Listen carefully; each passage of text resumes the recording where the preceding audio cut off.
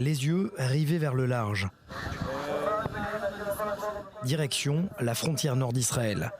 Ces soldats de la marine israélienne appartiennent à l'unité des navires de guerre équipés, entre autres, de missiles de croisière.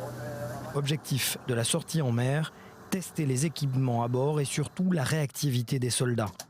Une soixantaine d'hommes, dirigés par le colonel Kobi, le commandant du bateau. Plus de 10 ans passés dans la marine, il a déjà connu plusieurs guerres, dont la dernière, bordure protectrice, en 2014. Notre canon sert à viser de manière plutôt précise des cibles en mer, mais il est aussi destiné à tirer contre des positions plus en profondeur dans les terres. Ces obus auraient une portée de plus de 15 km, tous installés sur une douzaine de navires que compte la flotte de la marine israélienne.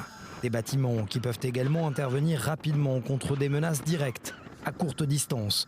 En voici la preuve.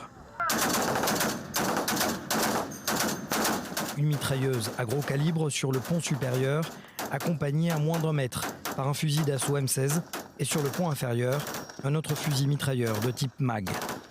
Au large des côtes de Haïfa, nous sommes à bord de l'INS Hetz, un navire de guerre de l'armée israélienne.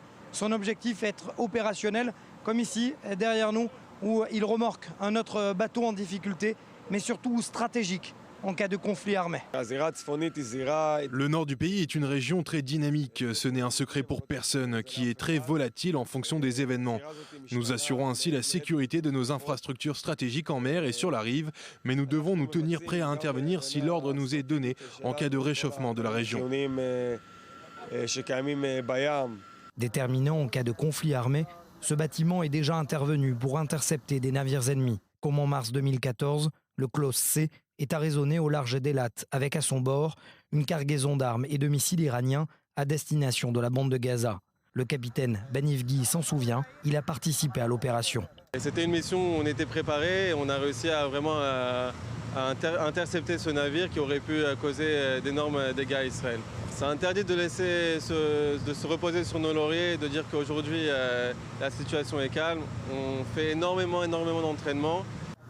L'ombre d'une guerre qui plane toujours sur le littoral israélien. 21h, fin de l'exercice. Après plus de 9 heures passées en mer, l'équipage de l'INS Hetz rentre au port militaire de Haïfa. Le colonel Kobi donne ses dernières recommandations.